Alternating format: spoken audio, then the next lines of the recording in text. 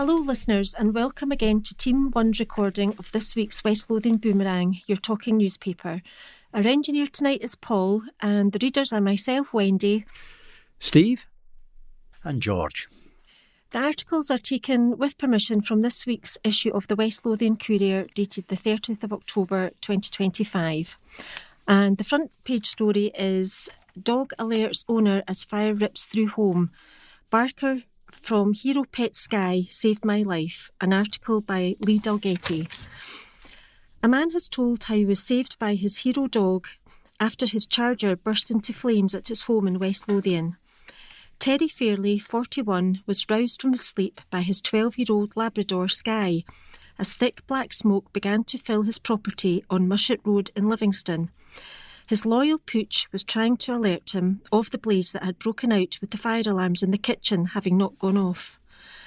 After Terry crawled through the smoke to get to the house phone, fire crews arrived and tackled the flames. Speaking to Edinburgh Live, he said, "Sky woke me up and I couldn't see anything for the smoke. The fire alarms in the kitchen and living room weren't going off. Apparently the USB mobile charger is what caused it. I had to crawl to get to the house phone, which was in the living room. I dialed 999 and then had to get my dogs out.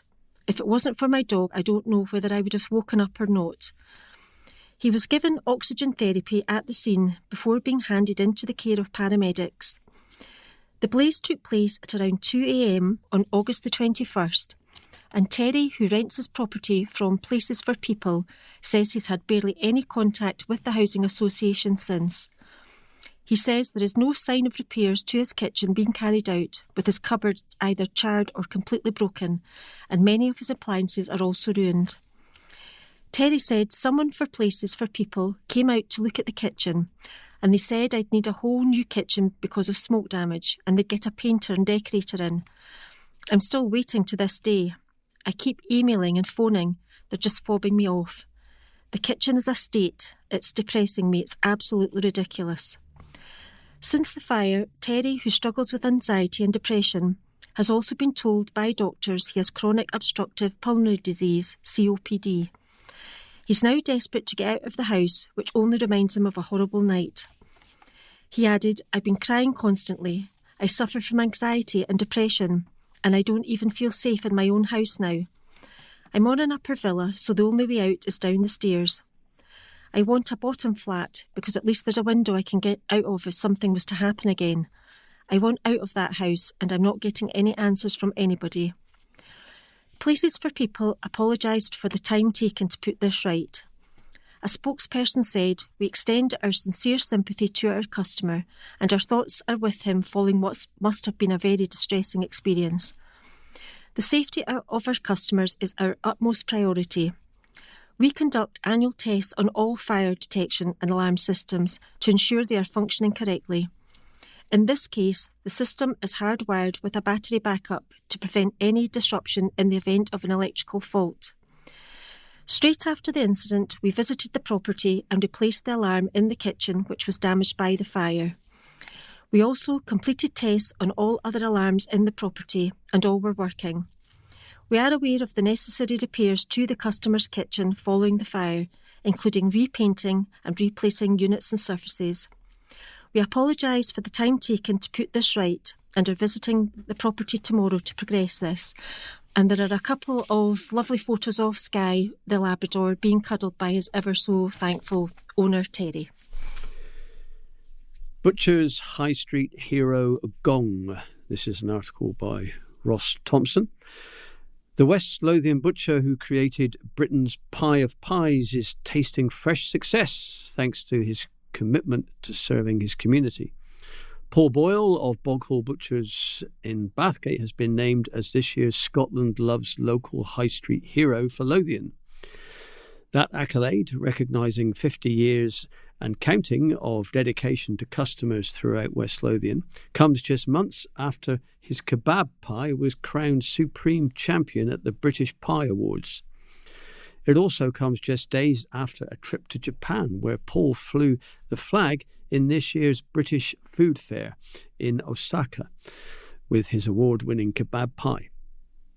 Paul has been hailed as a high street hero after award judges heard about the trained chef's success in growing the business while remaining loyal to its community and its home in Margaret Avenue. They were told Paul and his team are very much people's people. They enjoy their work and customer interaction. The secret to his success lies heavily with involvement of customers and community, and this was no more evident than during the pandemic. The community and customers remained loyal to Paul and Boghall Butchers during these critical days and months, and in return, Paul has been faithful to the community and the business roots. Reacting to his award success, Paul said, "I am delighted to receive this award. I would like to acknowledge my family, who have been by my side throughout all the years, and my exceptional team who put in so much hard work into the day-to-day running of our shop. I am truly blessed to have such amazing people behind me and fantastic customers to serve." Boghall Butchers was opened by Paul's father, William, in May 1975. He joined the business after serving a 4-year apprenticeship as a hotel chef in Edinburgh. Its golden anniversary was marked this year with a celebration which included pipers, local school children and customers who have been part of its life over the decades. And the family commitment to the business continues, with Paul's daughter, Marisha, working alongside him. He one day plans to hand the reins over to her. West Lothian Council's Executive Councillor for Economy, Community Empowerment and Wealth Building, Susan Mannion, added, "Huge congratulations to Paul Boyle on being named High Street Hero for Lothian. It's fantastic to see Paul and his Boghall Butchers team recognised for both the role they have at the heart of the local community and creating a successful business that has represented the best of the UK internationally." Organised by Scotland's Towns Partnership, STP, the Scotland Loves Local Awards recognise and rewards all that is great about the nation's towns and neighbourhoods and the work to ensure that they become stronger and more sustainable. STP Chief Officer Kimberly Guthrie said, "Businesses like Boghall Butchers are at the heart of communities throughout Lothian and across Scotland. Every time we support them, we are building a better future for the places we call home. Throughout Scotland Loves Local, we're celebrating the fact that people make places. Paul is certainly one of those people. I can't wait to celebrate his well-deserved success with him and hear more about the impact he has made on his local community." Spearheaded by STP and supported by the Scottish Government, Scotland Loves Local is the movement encouraging people to create a better future for their community by choosing local. This is the 5th year in which the awards have been held. And there's a nice picture there of Paul receiving his award with his daughter and the councillor, Susan Mannion, and the town centre manager is there as well. The next article is attributed to Chloe Goodall, and there are various headings. The first one is Health Pathway Protocol in Spotlight, and the next heading is Pensioner Claims GP Reception Turned Him Away while experiencing chest pains, and in inverted commas, a quote from the article, "Call your own ambulance." A West Lothian man claims that he was told to call himself an ambulance by a receptionist at his local GP practice while experiencing severe chest pains. Danny Carrigan, 78, was shopping at his local supermarket when he took ill and began experiencing chest pains, which he initially thought could be early signs of a heart attack. Danny from Armidale acts as a full-time carer for his wife and knew if he called an ambulance right away, he wouldn't be able to go home and make sure she was okay before going to the hospital. Since he has experienced heart problems in the past, he decided to see if his GP could check him over and advise him on whether he required urgent medical attention. But when he went to the Boghall Medical Practice in Armidale at the end of September, he was reportedly turned away by the receptionist. After being contacted by Edinburgh Live, Alison White, Director of West Lothian Health and Social Care Partnership, responded and confirmed an investigation is underway. She also apologised to Danny for any distress caused and reiterated that all complaints are taken seriously.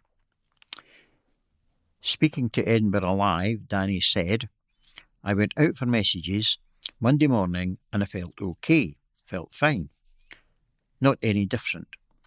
I was in an Aldi and I was going up the aisle and all of a sudden this pain came across my chest. I thought, I'm going to pass out. My head was foul and I was sweating. Thinking he might be sick, Danny went to the toilet and remembers wrapping a red emergency cord around his hand in case he passed out.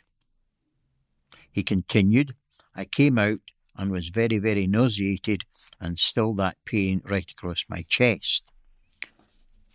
I said, I've got to go home. In the car and going into Armadale, I said, no, I'm going to go into the doctor.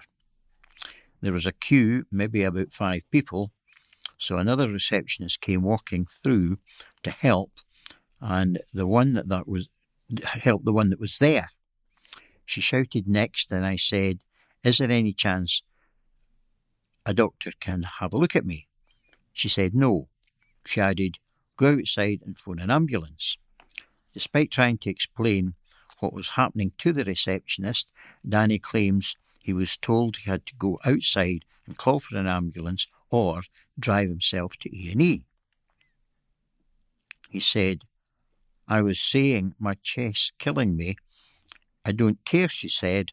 That's the protocol. After reportedly being turned away, Danny drove himself home and had to call himself an ambulance.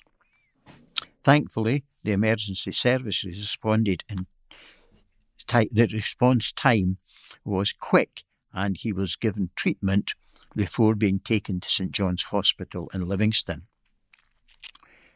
When the pain came back the next week, however, he didn't feel confident going to his GP and called another ambulance to his home. It later transpired that Danny was suffering from narrowing of the arteries and was hospitalised for 5 days. He continued, I've got so much gratitude for St John's. I could have been taking a heart attack from that surgery, but that woman came and told me to go outside and phone an ambulance. I could have died there. I was quite angry. I was scared and I was angry. I've worked all my life. I'm 78 years old, nearly 79. I paid national insurance money since I was 15, and that's the way I get treated. Alison White, Director of West Lothian Health and Social Care Partnership, said, we are aware that there is an investigation underway following a reported incident at an independent GP practice in West Lothian. All complaints are taken extremely seriously and we apologise for any distress caused. If anyone has concerns about care, we encourage them to make contact with their practice. Performer tells all of top theatre experience, an article by Michael Pringle. A budding Livingston stage performer has urged talented young people from West Lothian to join him and pursue an incredible opportunity to star in huge theatres next year. Joseph Gall, 18, a former pupil of St Margaret's Academy, plans to return to the Beyond Broadway Experience, BBEXP, for the third successive year to continue gaining valuable stage experience, culminating in roles in hit musicals Bring It On at Aberdeen's His Majesty's Theatre and Little Shop of Horrors at Edinburgh's Festival Theatre next summer. Beyond Broadway Experience gives performers aged 8 to 25 years the opportunity to work with a professional team on a production staged in some of Scotland's most prestigious venues. The Beyond Broadway Experience is such an incredible and full-on experience, said Joseph. We have under 2 weeks to learn a full musical, then do 3 performances at a beautiful theatre. It is a semi-professional company with the production team all being professionals in the industry. It is honestly the best 2 weeks of the year.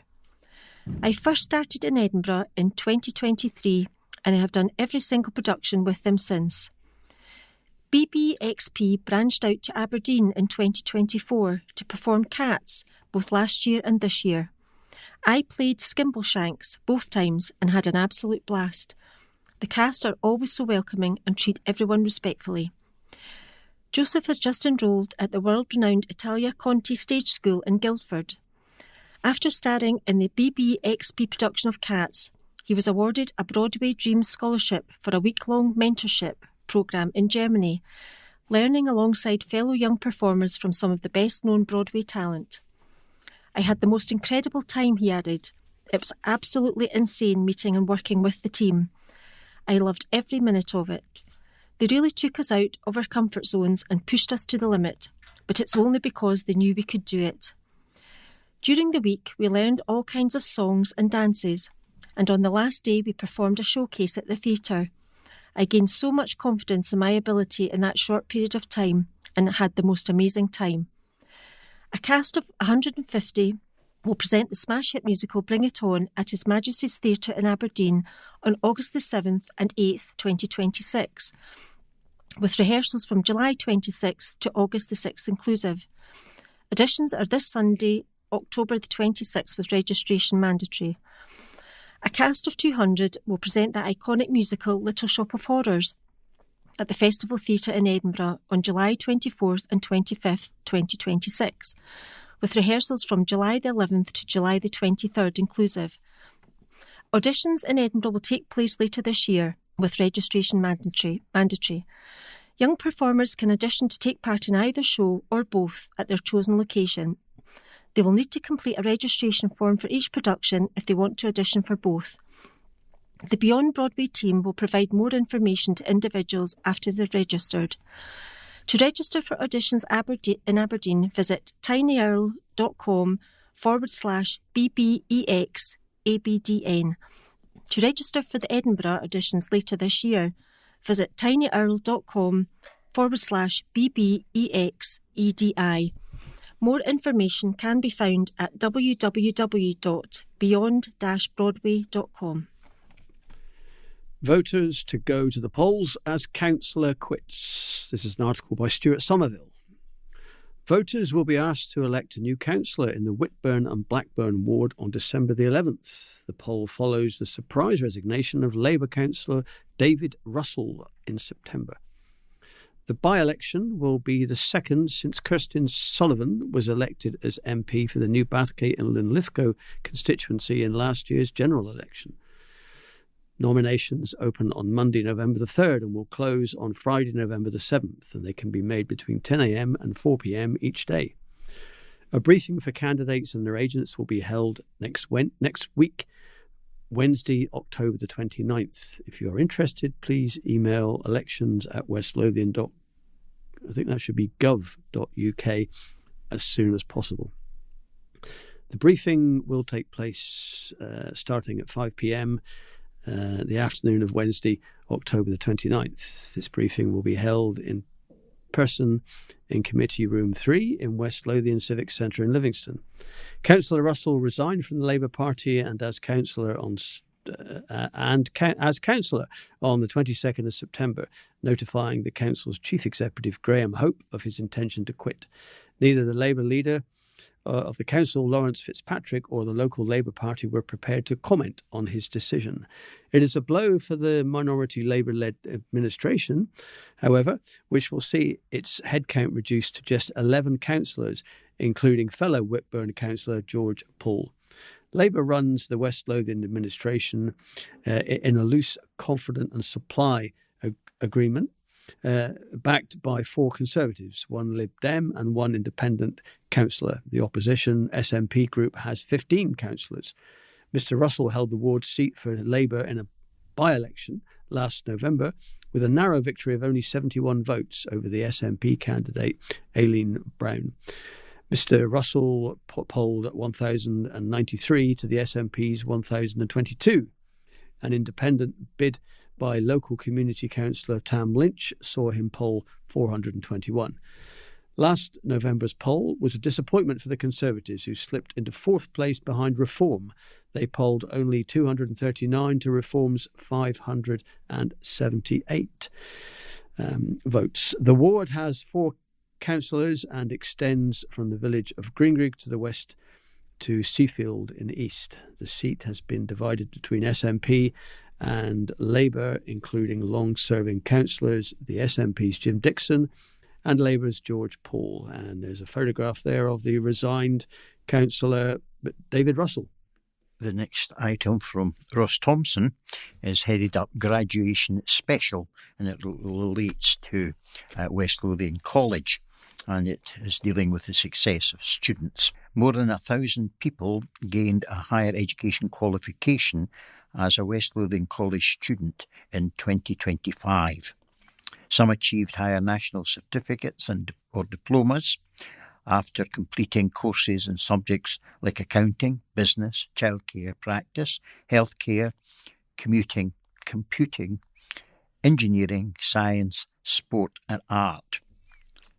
Others studied part-time while working to achieve HNCs, Scottish vocational qualifications in areas such as care, engineering and business, and qualifications accredited by professional bodies like the Institute of Leadership and Management. Around 2,000 of those who achieved their higher education qualification this year will celebrate their success in the company of 600 guests at a spectacular graduation ceremony held at the college's Livingston campus.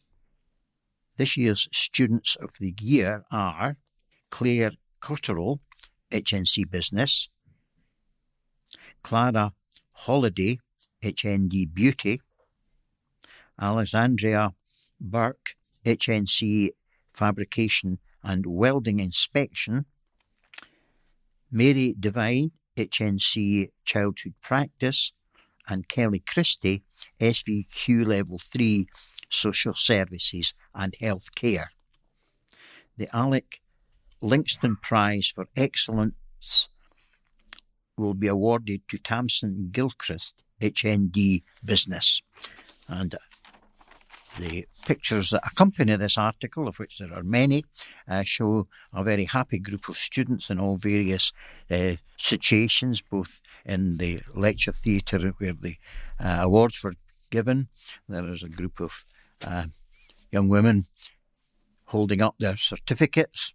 A couple are taking a selfie outside the college, and there are other activities going on at what was clearly a very enjoyable event for all concerned. School's Macmillan Coffee Morning. Oasis theme for primary pupils event. An article by Ross Thompson. A school are celebrating raising thousands of pounds for a cancer charity. Alexander Peden Primary and Nursery in Harthill held their annual Macmillan Coffee Morning last week, and as always it was a magnificent turnout from family, friends and members of the local community who all came along to help raise funds for this worthy cause. With the support of their class teachers, Mrs Grieve and Mrs Veldon, Primary 7 pupils took the lead in planning and organising the event, as well as choosing this year's theme, Oasis. On the lead up to the day, each class in school and nursery chose an Oasis song to learn and perform on the day to entertain everyone while enjoying some tea, coffee and home baking. This year's event raised £2,408.96 for Macmillan Cancer Support. The school's head teacher, Stephen Whiteside, along with Primary 7 pupils, Mrs Grieve and Mrs Veldon, would like to thank everyone who came along on the day to support the event, and as well as everyone who donated prizes, brought raffle tickets, donated online and popped coins in collection tins in the local shops, donated home baking and helped serve our teas and coffees. The school is absolutely delighted the pupils have once again raised a fantastic amount for Macmillan Cancer Support. And there's a double-page spread of many lovely photos of the teachers and pupils of Alexander Peden Primary and Nursery The teachers are all kitted out in the very distinctive green Macmillan Cancer Support T-shirts, and the pupils are all looking very smart in their uniforms, taking charge of various events that took place during the coffee morning. This next article is headlined, West Lothian man hospitalised, dog owner left with brain injury after attack in broad daylight while on a walk. Victim's partner makes an appeal for witnesses, and it's an article by Cara Blackhall. A West Lothian man has been left with a brain injury after being allegedly attacked in broad daylight while walking his dog. On October the 3rd, Mark Sutherland, 60, was out walking his partner's 2 miniature Jack Russell pups at Boghead Burn in Bathgate at around 11:30 a.m. when he was assaulted by another dog walker. Mark's partner Karen alleges as he asked the walker to put his dog on a lead after it came running up to him, but the person refused. After a back and forth argument, the pair went in different directions before Mark was allegedly hit on the back of his head several times, knocking him unconscious. He then fell into the burn before being rescued by a female passerby. He spent a number of days in hospital before it was discovered he has a brain injury and is now walking with either a stick or crutches. Speaking to Edinburgh Live, Karen said, while on the walk, my dogs were both on the lead and another dog walker came towards him, but it was off the lead and came bounding towards my partner. He was frightened. It was a much bigger dog. He asked the person to put the dog on a leash, but he said no. The dog wasn't behaving vicious, but it could have been. The guy dragged the dog away and they were walking in different directions. He then came up behind Mark and hit him with a blunt object on the back of the head several times. He was immediately knocked out and fell like a skittle face down into the burn. One passerby luckily saw him and dragged him out. To make it worse, he has a history of heart problems. He is medically retired, and this was the last thing he needed. The 60-year-old from Armadale has had numbness down one side of his body and feared he was having a stroke. After being told he has a brain injury, it is unclear if he will fully recover. While in hospital, he had concussion and was disorientated before being sick. Karen added, he was in the hospital for 2 to 3 days. He had concussion but was readmitted because he became disorientated and sick. We now know it is a brain injury, which he may or may not recover from. He is currently sensitive to light, his balance is off, and he is walking with a stick or crutches. He also has constant headaches and forgetfulness. Officers previously issued an appeal following the assault, but have since confirmed inquiries have been carried out and no police action is required. Karen continued, after the assault, he was really confused and wobbly, so he didn't think to get her details. She has fair hair, was middle-aged, wearing a green jacket and jeans. She was walking by herself. The really sad thing about it all is that without the statement from the witness, there isn't enough to pursue it. We are just so shocked and upset and are looking for any answers we can get. A Police Scotland spokesperson said, on Friday the 3rd of October 2025, we received a report of an assault near Boghead Burn, Bathgate. Extensive inquiries were carried out and no further police action is required.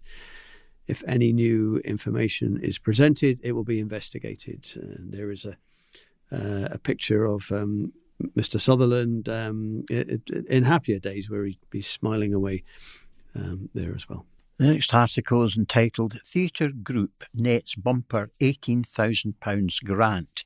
And this is an article by Ross Thompson. The National Lottery Community Fund has awarded £18,138 to the Scottish charity At Home at the Theatre for its Craigshill-based theatre project. Opportunity Knox Variety Theatre Company. Unfortunately, this is reduced to 4 capital letters, OKVT. This is the third time that the National Lottery Community Fund has supported the project from its start in 2023. Based in Craigshill, Livingston, the project offers free membership to young people and to adults aged 16 plus, with no upper age limit, the oldest member being 81. who receive free training in performance arts and technical theatre. A professional creative team share their skills to teach members how a professional production is created. Since its formation, OKVT's members have presented 2 sellout shows at Howden Park Centre, and this season are working on their first ever film to be filmed around West Lothian. Further live performances are planned, along with an appearance at next year's Edinburgh Fringe. Training is provided by At Home at the theatre's creative team by directors Sean Ross and Stephen Vincent, joined by choreographer Morven Miller and visiting creative practitioners. And there's a very nice and colourful picture to go with this, where 13 of the folk involved in the theatre group are all standing. They're all of various ages. They've got little flags with the logo Community Fund on it, and sitting right in the centre holding up the cheque, a very large cheque, and it's for the £18,138. Police issue appeal after 4 break-ins. Police in West Lothian have issued an appeal for information after a series of housebreakings over a 3-day period. The authorities are asking that anyone who may have saw anyone acting suspiciously in the Longridge, Falthouse and Livingston area to get in touch after 4 homes were broken into between Wednesday, October the 22nd and Saturday, October the 25th. The first incident took place in Ridge Court, Longridge, at around 9:30 p.m. on Wednesday, October the 22nd. On this occasion, high-value jewellery was stolen. Later that night, around 10:15 p.m, the occupant of a house in Main Street, Falthouse, woke to find a man in their home. The suspect ran off empty-handed and was seen to join 2 others in the street. On Saturday, October the 25th, between 5 p.m. and 10:20 p.m, the same home in Main Street, Falthouse, was targeted again. Nothing was taken from within. At around 7:20 p.m. on the same day, a home in Curlew Bray, Livingston, was targeted, but the suspects were disturbed at the address and fled, stealing a jewellery box. Later that evening, a house in Longshot Place, Livingston, was broken into. It is still to be confirmed what was stolen. All 3 suspects are described as male, tall, slim, wearing dark-coloured tracksuits, gloves, and had their faces covered. They all had trainers on that had fluorescent stripes on the heel. Detective Sergeant Kevin Clark from Livingston CID said, "We believe that all these homes were targeted by the same 3 suspects. It would appear that their intent was to steal jewellery and that the houses were specifically chosen for that reason." Officers are checking CCTV from the area and making local inquiries.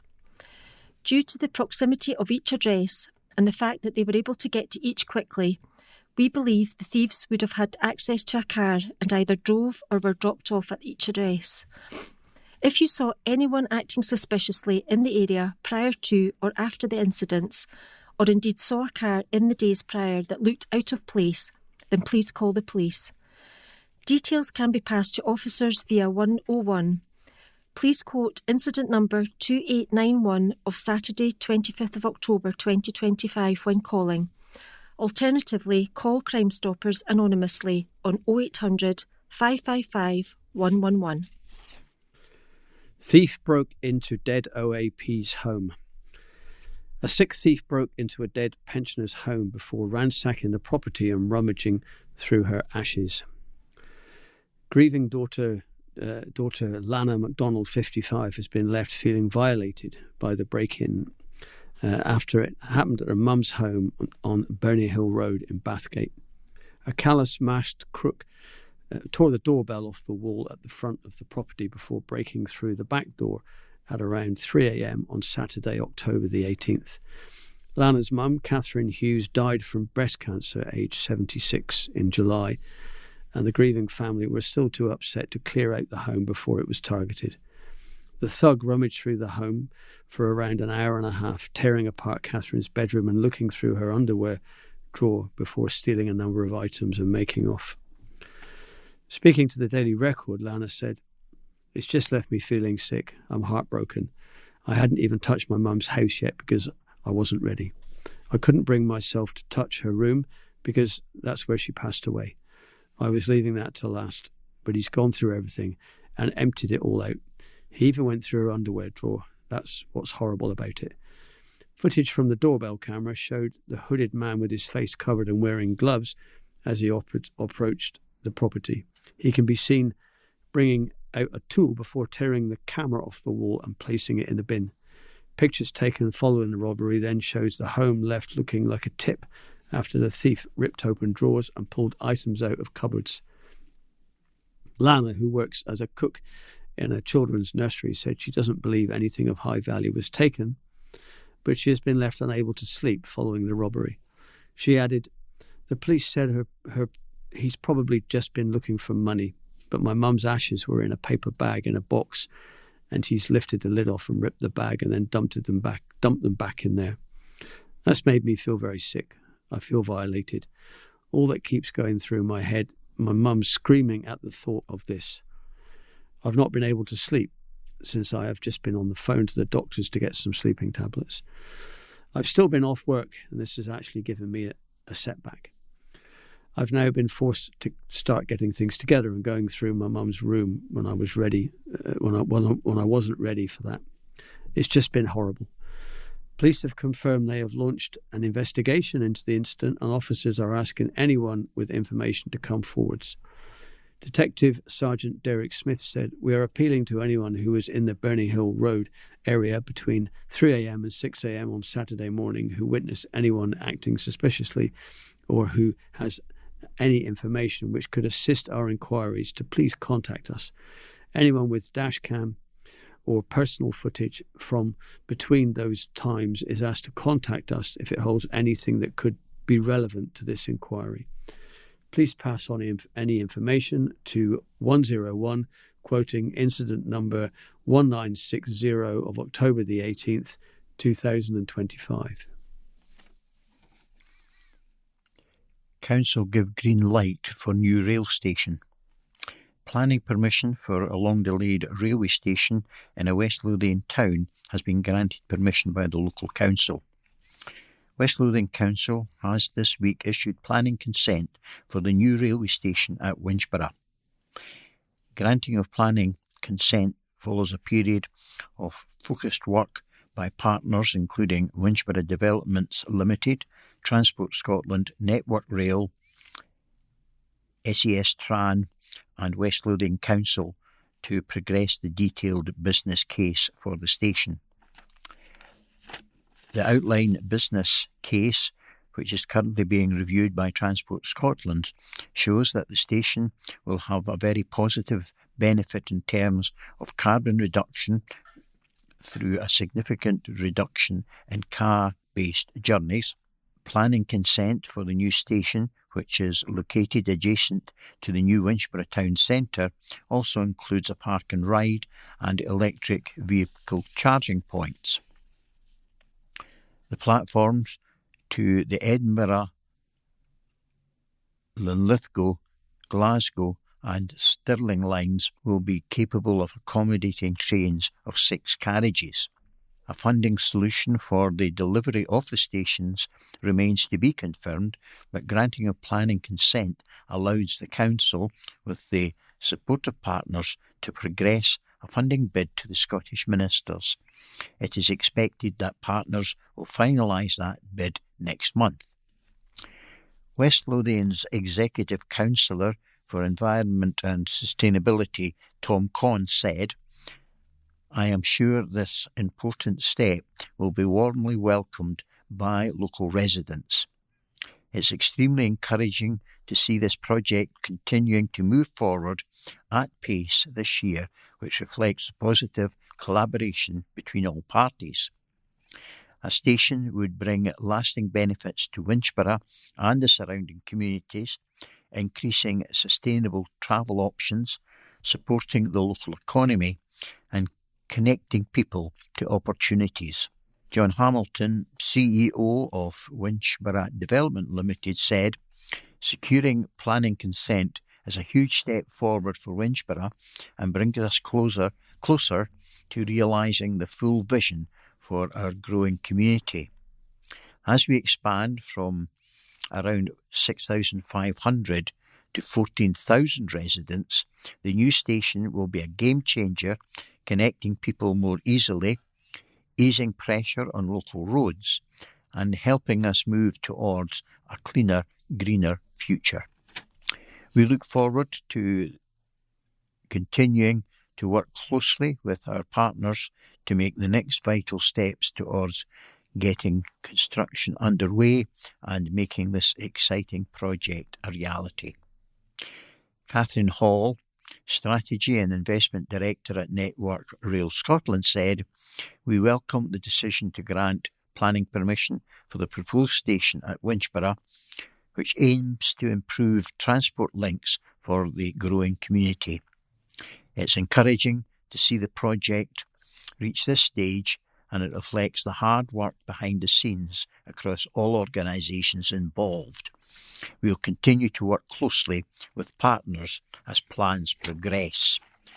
And there is a nice colourful picture with Councillor Conn beside Catherine Hall and John Hamilton, and in the background is a very bare area of countryside, which will be where the new station will be situated.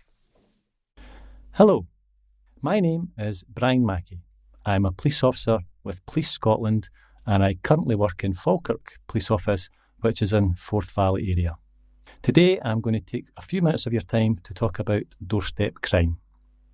Most callers to your home are probably genuine, but some are not. They could be confidence tricksters or thieves, and that is why it is important to take precautions when people call at your home. Thieves won't go to the trouble of breaking in if they can simply knock and be invited in. So always be on your guard when anyone you're not expecting, whether it be a man, a woman, a child, either on their own or in pairs or groups, turns up at your door unexpectedly. They may use any excuse to gain entry to your home. For example, they could say that there is a problem with the water supply and that they need access to check your supply. If you feel it necessary to assist, then call a neighbour or friend before allowing them into your home. As a blind or partially sighted person, you could be particularly vulnerable to this type of crime. Bogus callers can come in many forms, such as bogus officials who will claim to be from the local council, the health authority, or one of the public utilities, such as gas, electricity, or water. There are then bogus dealers who may be trying to sell items or offering to buy items such as antiques, furniture, or jewellery from you at a greatly reduced price. And finally, bogus workmen who may offer to carry out work to your home, such as roof repairs, when there may not be a requirement to do so. The only common factor with this type of crime is that by whatever means they are trying to gain entry to your home to steal from you. So what can you do to avoid becoming a victim of this type of crime? When you answer your door, always use the door chain. If you do not have one fitted, it is advisable to do so. Remember, this is the only time you should use a door chain. Don't use it as an extra lock and do not leave it on at all times, as it could delay your exit in the event of a fire, or it could restrict the fire service from gaining access. It will always be difficult for you, as a blind or partially sighted person, to ascertain if a caller to your door is genuine. You may not be able to examine any identification which they may have. You will have to use your intuition. The important thing is to stay calm. Do not allow them to pressure you. They may try this by saying that they're in a hurry, but always remember, take your time. Call a neighbour or a friend who may be able to assist you. Remember, it is your home and your property. No one has a right to entry unless they have a genuine reason. If you are in doubt as to the caller's identity or intentions, then keep them out. And if they persist in trying to gain entry, then call your local police. You will not be criticised if the person turns out to be genuine. It is better to be a false alarm with good intent rather than for you to become a victim. There are also some initiatives which can be used to assist in deterring this type of crime, such as no cold calling zones or nominated neighbour schemes. No cold calling zones is a trading standards initiative and involves residents in a street or an area having lamppost signs put up and door stickers with the message that cold callers are not welcome. This has to be done with the agreement of the majority of residents. The nominated neighbour scheme involves a person who could be considered as vulnerable in a street having a nominated neighbour. If a person then calls at their door, they have an A4 card which they can display in a window to instruct the caller to go to their nominated neighbour who can assist with the person's inquiry. The nominated neighbour should be chosen by the resident. These initiatives and schemes may or may not be available or used in your area, and indeed there may be other similar initiatives running in your area. I hope this advice has been helpful to you, and remember, stop and think the next time there is a knock at your door. Thank you. And now we have the intimations, and this week there is one death. Robert Boyd, West Calder, peacefully at home with his loving family by his side on Thursday the 23rd of October 2025. Robert, loving partner to Carol and a dear friend to many who will be sadly missed by all who knew him. Robert's funeral service will be held at West Kirk of Calder, West Calder, on Thursday the 6th of November at 11 a.m. Thereafter to Burngrange Cemetery, arriving 11:45 a.m, to which all family and friends are respectfully invited.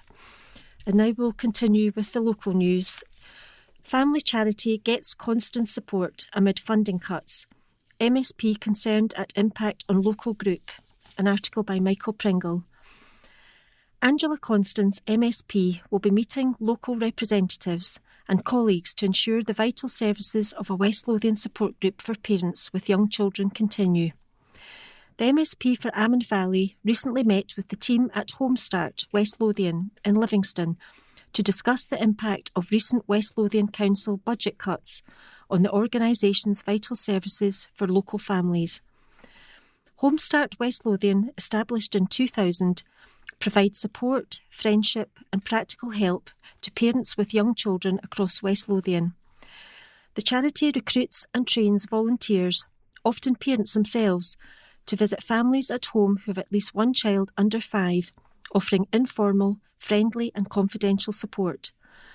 Working closely with West Lothian Council, health visitors, social work and third sector partners, Homestart receives referrals for families often facing highly complex challenges. Many of these families have English as a second language and rely on Homestart's tailored one-to-one or group support to help them navigate daily life and strengthen family relationships. Following the visit, Angela Constance, MSP, said, "It was good to meet with the team to hear firsthand about the crucial work Homestart West Lothian does to support families, often in very difficult circumstances.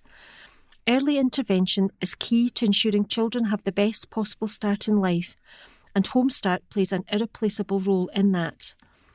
I share their concerns about the impact of local funding cuts. Many of the families they support will be entitled to statutory services, and it is unrealistic to expect organisations like Homestart to fill that gap without adequate funding. They have my full support as we continue to work with the Council and Scottish Government to explore solutions." Angela has confirmed she will be meeting with local representatives and colleagues to explore funding opportunities and ensure the vital work of Homestart West Lothian continues to be recognised and supported. This next article is called Cite Scotland Linburn Visit. Commissioner hails work of Centre, and it's an article by Ross Thompson. The Scottish Veterans Commissioner Susie Hamilton has commended Cite Scotland Veterans Linburn Centre for the invaluable support it provides to visually impaired veterans. Her praise came during a recent visit to the centre in West Lothian, where she witnessed firsthand the impact of its services to the lives of former service personnel. Susie Hamilton, appointed Scottish Veterans Commissioner in August 2022, met with many of the veterans who regularly attend the Limburn Centre during her visit. She experienced firsthand the wide range of activities, specialist support, and above all, the strong sense of friendship and community that the centre fosters. She said, "I was very pleased to visit Sight Scotland Veterans Limburn Centre last week, a centre that plays a vital role in supporting visually impaired veterans to live active and fulfilling lives. The wide range of activities, specialist support, and, above all, the sense of friendship and community are invaluable in helping to combat isolation and build confidence." It was a privilege to meet the veterans and staff and to hear firsthand about the positive difference the Limburn Centre makes every day.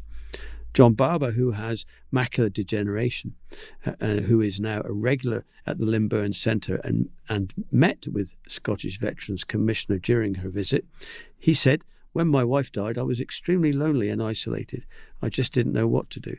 I had lost all my confidence and spent 2 years barely leaving my house, staring at the walls 24 hours a day. But Sight Scotland Veterans has changed my life. I feel like a different person now, even though I still have hard days. Knowing there are people who genuinely care about you makes all the difference. My first visit to Limburn Centre was the first time I'd actually left my house in years, and it was an incredible experience. The centre is fantastic, and seeing all the ways they support everyone is so impressive. The friendship and support I have gained from Sight Scotland Veterans has given me the courage to start living again."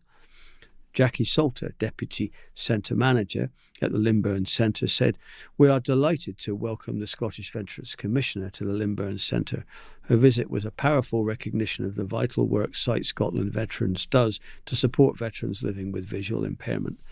We are incredibly proud of the outstanding help and care provided at Limburn, where our team works tirelessly to combat isolation, build confidence, and to improve mental well-being." Many attendees described the Limburn Centre as life-changing, crediting the friendships formed and activities enjoyed with transforming their outlook and well-being. "These veterans have all served their country with honour, and we are privileged to support them in maintaining their independence and quality of life."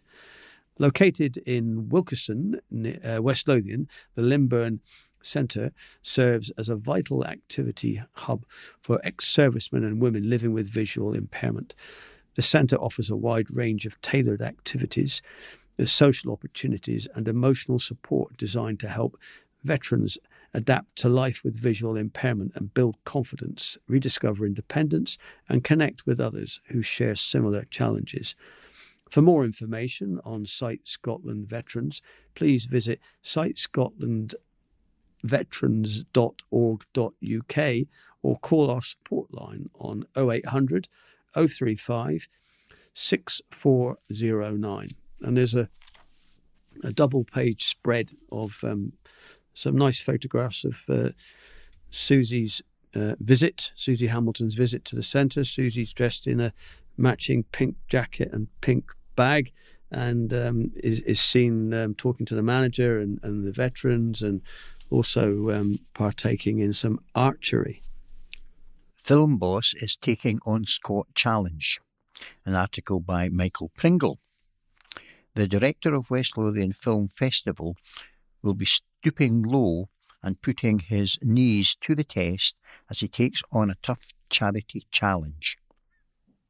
Christopher McPhillips has launched a unique fundraising campaign and is determined to get down to business for the biggest ever Scott Challenge to support the Bathgate-based charity Breast, Friends and Family.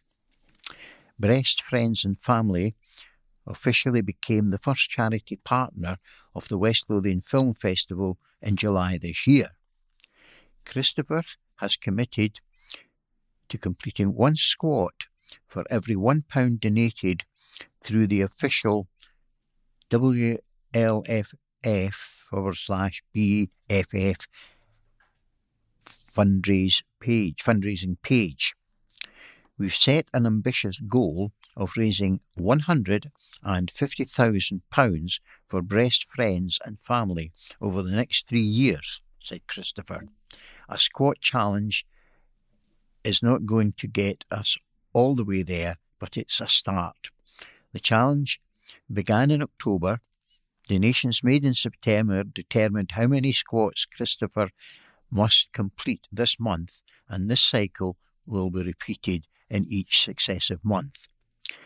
Breast friends and family support patients from West Lothian and beyond, providing essential care and assistance to those affected by breast cancer.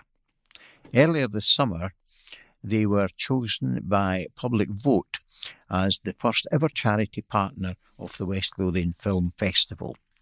Christopher added, "But for now, if you want to support a great cause and make me suffer a bit in the process, please donate and pray for my knees." Donations can be made via the Just Giving page, www.justgiving.com/page/West Lothian FF. And accompanying the article to the folk or to the organisations represented by their members for the West Lothian Film Festival group and for the Breast Friends and Family group, and they're looking very pleased and happy, even the chap who's going to do the squats. Vests to keep kids safe, an article by Ross Thompson. The team at a Linlithgow Opticians have their sights set on keeping children safe around the town's busy road network this winter by offering free high-vis vests to young people. Specsavers Linlithgow has set up a high-vis vest hub at the locally owned and run store at the Regent Centre on Blackness Road for families and community groups to collect at their leisure in a bid to keep kids safe and seen when they're out and about during the darker nights. The vests are being distributed on a first-come, first-served basis ahead of Road Safety Week in Scotland, which runs from November the 17th to the 23rd. Diana Kelly, Store Director of Specsavers Linlithgow, says it's vital we ensure everyone is safe and seen when walking near roads all year round. Therefore, we're inviting young people, their families and local groups to come and collect a free high-vis vest from our in-store hub ahead of the darker nights. What's more, it's important to keep up to date with your eye test during the winter months, especially if you're likely to be driving in low light or poor weather conditions. For that reason, we're reminding drivers in the town to be conscious of their eyesight and visit the team if they've not had an eye examination in the past 2 years or notice any symptoms or changes to their vision. High-vis vests are available to collect from the store during opening hours from 9 a.m. to 5:30 p.m. every Monday and 9 a.m. to 5:30 p.m. from Tuesday to Saturday. To book an eye test ahead of the winter months, call 01506 534 484 or visit www.specsavers.co.uk/stores/Linlithgow. Now, this next article is under the martial arts heading, and it's entitled Super 6 Strike in Club Success, and it's an article by Michael Pringle. 6 athletes from a martial arts school in Livingston took on a double world championship challenge during October. 4 taekwondo athletes and 2 kickboxers from GMAC Martial Arts headed 2 separate world championships, the latter representing Scotland, on the international stage. The ITF Taekwondo World Championships in Porek, Croatia, were a huge success for the 4 GMAC athletes. It was an incredible week filled with passion, pride and perseverance from start to finish. In her individual sparring debut, Jodie Skivington showed fantastic spirit, pushing her opponent all the way to a close, exciting contest. She was narrowly pipped by a taller opponent, but can be incredibly proud of her performance in her first ever World Championships. In another strong showing against a taller opponent on the world stage, Oliver Crooks displayed great skill and maturity, giving everything he had and demonstrated how much he's developed over the past year. A superb effort.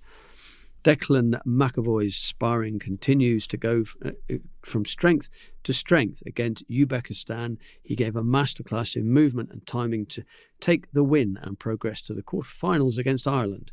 It was a thrilling bout that flipped throughout, despite edging ahead in the second round. A late warning turned the result in his opponent's favour. A tough result to take, but that's sport, and he will take the lesson forward into next year's Europeans. After moving to Ireland in September, Jamie Singleton took on the challenge of selection for the Irish team, balancing training between both camps. Her commitment showed on the mats. A composed win over Poland in round one, followed by a nail-biting quarter-final against Argentina that went to golden point after extra time. Both gave it everything, with Argentina edging the win. Jamie's talent and determination shone through, and we've no doubt she'll go all the way in future. In the team events, Jodie, as part of the pre-junior female team, made history by becoming the first to reach the world final, beating Bosnia and Herzegovina, Uzbekistan and Croatia before narrowly missing out to Ukraine in the final. A silver medal and a huge achievement. There was also a fantastic bronze in team pattern and outstanding effort all around. Oliver in the pre-junior male team ended up as a double bronze medalist, earning podiums in both team pattern and team sparring after wins over Italy and Ireland, losing only to eventual champions Argentina. Declan was part of the senior male team sparring, who battled hard in a strong division, eventually losing 10-7 to Poland. Jamie, on her debut with the Irish senior female team sparring, helped her team secure a brilliant silver medal with wins over Czech Republic, Netherlands and Ukraine before facing Slovenia in the final. Head coach Gillian McElveny at GMAC Martial Arts said this campaign saw the GMAC athletes truly raise their game, with extra sessions, early mornings, weight cuts, and total commitment every week. The dedication and discipline shown by each of the team was nothing short of inspiring. A huge thank you to the parents, students, and local businesses who helped make this possible, from fundraising and financial support to encouragement from back home during the competition. Your backing means everything. You all made GMAC Martial Arts incredibly proud, and we can't wait to see what will happen in the next chapter. Two fighters from GMAC Martial Arts also proudly represented Scotland at the WKA World Kickboxing Championships in Sheffield, with coaches John and Jason Munro in attendance. James Vickers competed in five categories across 2 weight divisions over 3 intense days. James reaching 5 finals, earning an incredible 2 world championships continuous and 3 silver medals, points and low kick, putting in an outstanding performance and a brilliant attitude throughout.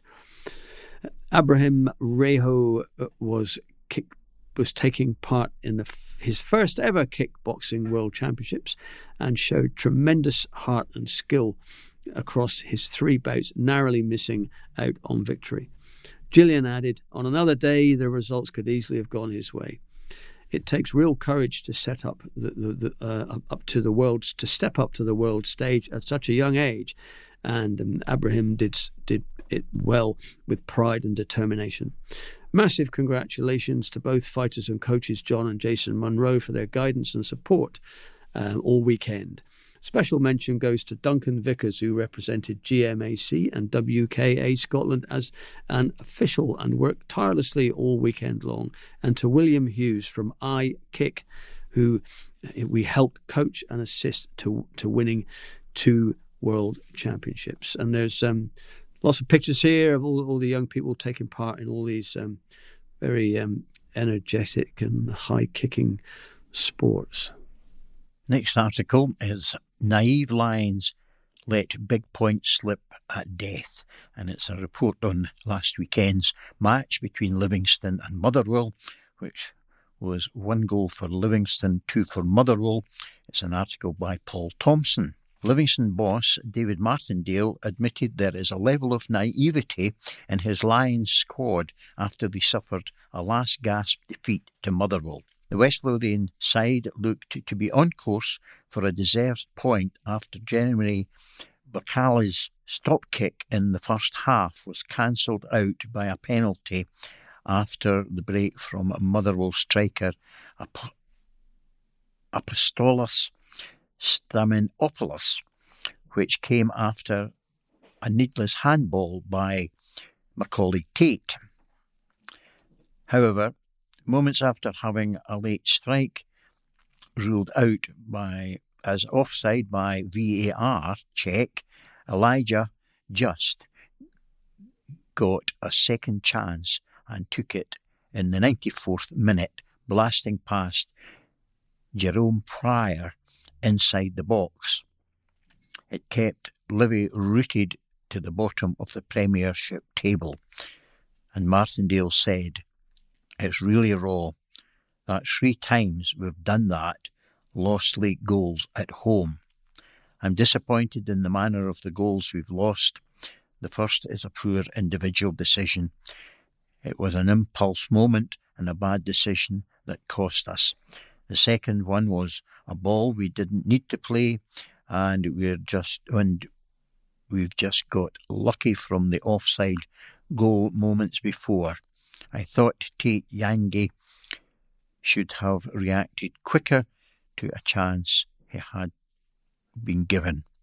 It was a big moment, but the big moments are going against us. There's a level of naivety, and it's up to me to try and address that.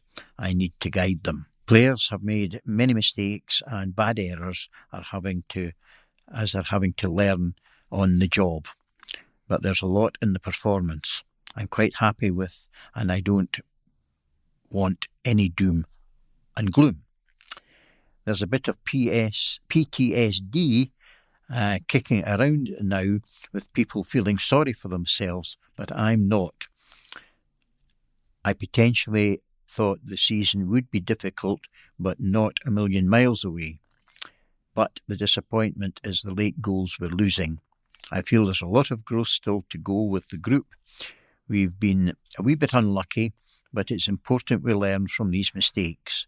You actually look at that back four and how they were strung together because of injuries, but I don't want to use that as a reason. I thought they performed really well in the game.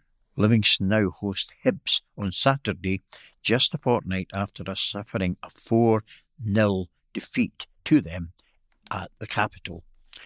3 pictures accompany this, one for each of the teams, where you see some action from several of the players, and then you see on the other side of the paper the manager, Dave Martindale, and it indicates he's looking frustrated, and if you saw the picture you would agree. Charity's hard work is recognised at luncheon. The life-improving impact of a charity's work with older people in West Lothian has been celebrated. About 30 of Food Train's members, volunteers and staff gathered for the organisation's annual general meeting, along with a spot of lunch in Livingston. And they heard personal stories of how the lives of older people throughout the region had been made better by the shopping, befriending, meal making and other services which are delivered week in, week out. They included moving testimonies of how volunteers have helped improve older people's health and well-being in so many ways, including encouraging them to rediscover the confidence to leave their homes and forging friendships. Lorna Farker, Food Train's regional manager for West Lothian, spoke about the charity's work with about 280 people across the region, supported by 88 volunteers. She said, "What we do isn't just about groceries and meals.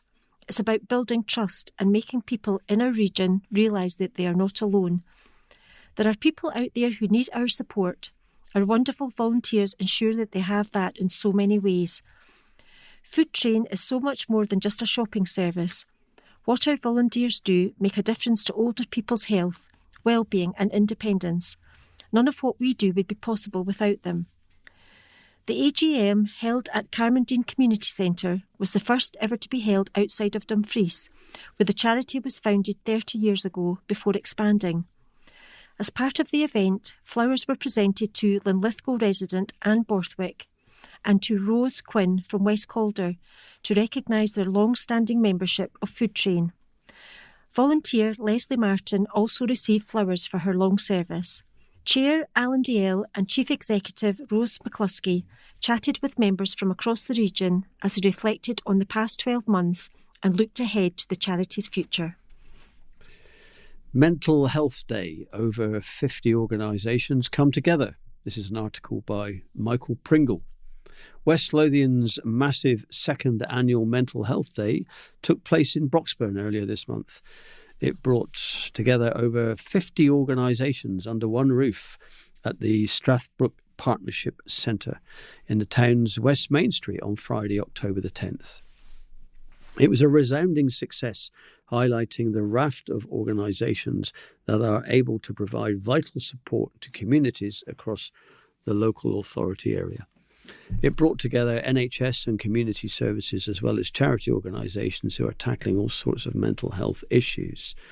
Among those present on the day were Neil's Hugs Foundation, Perinatal Mental Health Team, West Lothian Drug and Alcohol Services, Carers of West Lothian, Bipolar Scotland, The Scheme and CAMHS. Livingston MP Gregor Poynton was among those who visited the event on the day. Organiser Lindsay Wood and NHS Community Mental Health Team leaders said, "We used to have a Mental Health Day event years ago, which kind of fell away. People often complain that there's no access to services and that they don't know where to reach out for help. The idea was that we would bring statutory and voluntary services together under one roof. It's quite rare, although they do similar things, they are never in the same room.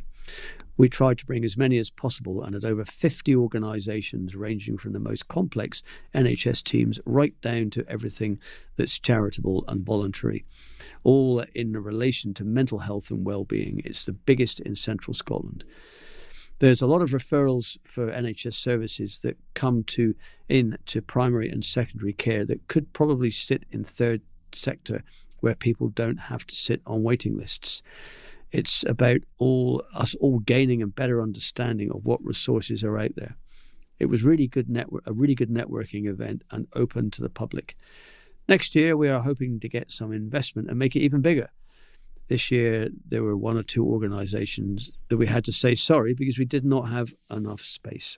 And there's a double-page spread of all the some of the stalls that were there on the day, with all the volunteers standing behind them smiling. Crowning moment for top talent Taylor. A Bathgate hairstylist has scooped a top gong at the 2025 Pro Hair Awards. Taylor Borthwick from Maya Hair in Bathgate has been named Professional Young Talent of the Year at the prestigious awards presented by Professional Hairdresser magazine. This year's awards took place at Stereo in Covent Garden, London. The glamorous live final brought together some of the UK's most talented hairdressers, business leaders and creative visionaries for a night of celebration and recognition across the industry. The Professional Young Talent of the Year category shines a spotlight on outstanding stylists aged between 18 and 25, recognising the next generation of industry trailblazers, making Taylor's win a huge achievement. Taylor said, "To win this award feels absolutely incredible. Having my work recognised at this stage in my career means so much, and I love that this category shines a spot on the next generation. The industry is full of energy and creativity right now, and I'm so proud to be part of it." The Pro Hair Awards are judged on an independent by an independent panel of leading industry experts and are regarded as one of the most exciting and accessible award platforms in UK hairdressing. And Taylor's picture is there in the Courier alongside 3 other people who were there at the award ceremony, very proudly holding up the award in front of the camera. Winchborough Martial Arts Club celebrate after World Championship success. An article by Andy McGilvray.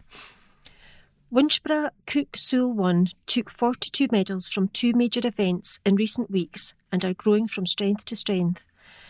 Their instructors team won 21 medals at the WKSA Dutch tournament in Rotterdam in September, and a group took the same number of prizes from the World Championships in Houston, Texas in October. Lewis Callahan also won the World Grand Champion title in the 43-plus age group for the second successive year, becoming the only Scottish competitor to do so. Cook Sool 1 is a traditional Korean martial art that combines striking, grappling, joint locking, throwing and weapons training into one system. Founded in 1961 by Grandmaster In Hook Soo, Cook Sool 1 integrated various Korean fighting styles. The new school in Winchborough has been open for 2.5 years, but their instructor team and students have amassed a number of medals, and there are other schools in Linlithgow, Livingston and Bathgate. Head instructor, 3rd degree black belt and school owner Nicola Steedman said, "The success has been really good. There were 7 of us in Rotterdam with 400 competitors and there were 550 in Texas. Lewis Callahan has won World Grand Champion twice. That hasn't been done in Scotland, which is absolutely amazing. We've been going for 2.5 years, so we've not been open long, but we've had a lot of success and we're doing really well. It's been amazing. I just couldn't have imagined that at this point we would be where we are, though we did grow very quickly." Winchborough Cook Sool 1 hosted the most recent Scottish Championships, and they have the UK Championships in Liverpool on November the 29th. Nicola said, "Because it involves travelling, we haven't taken any of our students with us to Dutch tournament or World Championships yet. But we have Scottish tournaments and an event in Liverpool at the end of the year. It's just really the instructors who go. It's expensive even with that, but it's going absolutely brilliant. We couldn't have asked for more. We've got the UK Championships in Liverpool in a few weeks. We're hoping to take a team of maybe 20. Again, it's very expensive before Christmas, and the Scottish is our most popular tournament on our home turf. The club is looking for new students to join. If interested, email winchboroughksw@outlook.com or visit cooksool1winchborough.com for more details. And there are 2 photos of the Winchborough Base Club. One of them is of the whole squad holding up a congratulations banner to the World Grand Champion Lewis, and another is of the very proud-looking instructor team who are wearing their 21 medals that they won in Rotterdam. And this is an article by the Dogs Trust Pet for the Week. Give a dog a new life. And the headline is, "We Winter Will Warm Your Family's Heart." And this is by a staff reporter. Winter is a charming 6-year-old pocket bulldog with a heart full of love. The sweet-natured girl is currently in the care of Dogs Trust West Calder as she awaits her forever family. Winter is currently enjoying all the comforts of home in foster care. Her foster carer says Winter is the perfect house guest who makes me laugh with her absolute joy when she sees me coming with her harness. She loves her walks, and seeing Winter so happy is lovely. Winter adores people and thrives on human companionship. Her favourite things include chasing a football around the garden, hopping into the car for an adventure, and snuggling up on the sofa for a well-earned snooze. When on her daily walks, she is happy to meet polite dogs, although Winter would prefer to be the only pet in the home, as she likes having all the attention to herself. She could live in a home with children aged 10 and over. If you aren't the biggest fan of a cold, dark and dreary Scottish winter, then come and meet our loving and playful girl, Winter. as she is guaranteed to bring a smile to your face. To find out more about all the pooches patiently waiting to be adopted at Dogs Trust West Calder, visit www.dogstrust.org/West Calder. And there is a lovely picture of little wee Winter, the pocket bulldog, who's like sort of a chocolate colour with a light coloured chest. And if I didn't have a grumpy 19-year-old cat in the house, I might even scoop her up myself. Ross Thompson has the next article, and his article is entitled Vicky Marks Incredible Milestone. Aldi Livingston Deputy Store Manager Vicky Devlin is marking an incredible milestone as she celebrates 30 years with the retailer. Vicky, 53, from Livingston, first joined Aldi in 1995 at the original Bathgate store before transferring to the Livingston store on Almondvale Road in 1998. Since then, she's become a familiar face to generations of customers, working her way up from store assistant to deputy store manager and helping to shape the store's welcoming community atmosphere. Vicky said, "I spent my whole adult life at Aldi, my whole married life, my son's whole life. I don't remember life before it.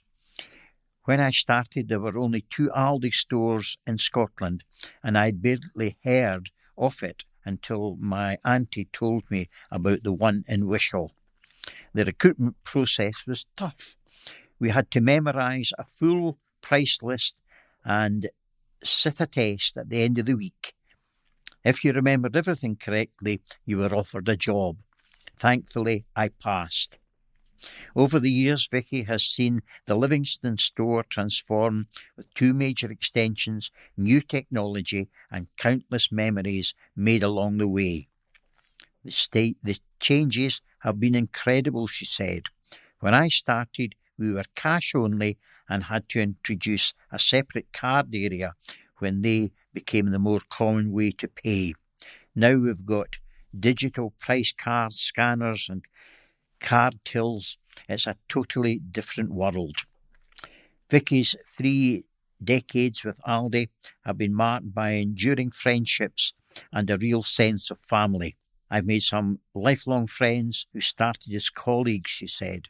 "I've worked with Debbie for 23 years and Kevin has been the manager for 22 years. We've watched all our kids grow up together. It's more like a family than colleagues.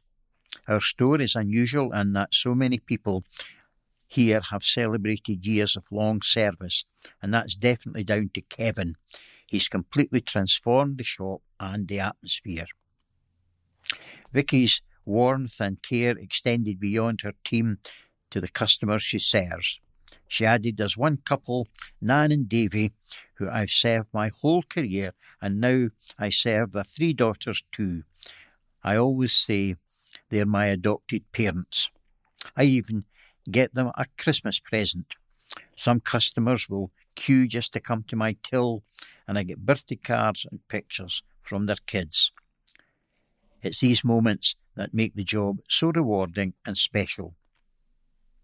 Having been diagnosed with multiple sclerosis 8 years ago, Vicky says the support from her colleagues has been tremendous. She added, "They help me with day-to-day things like setting up the till, and they're always looking out for me. It's this great kind of support that makes Aldi such a special place to work. I've helped to train lots of young apprentices who had 101 questions, and now some of them are managing their own stores across the country." Kevin Regan, store manager, Aldi Livingston, said, "Vicky is the heart of this store. Her warmth, humour and kindness shine through every day, whether she's supporting a colleague or chatting with customers at the till. She's been a fantastic role model to everyone who's worked alongside her and has made a real difference to our store and our community. We're so proud of her and delighted to celebrate this incredible 30-year milestone."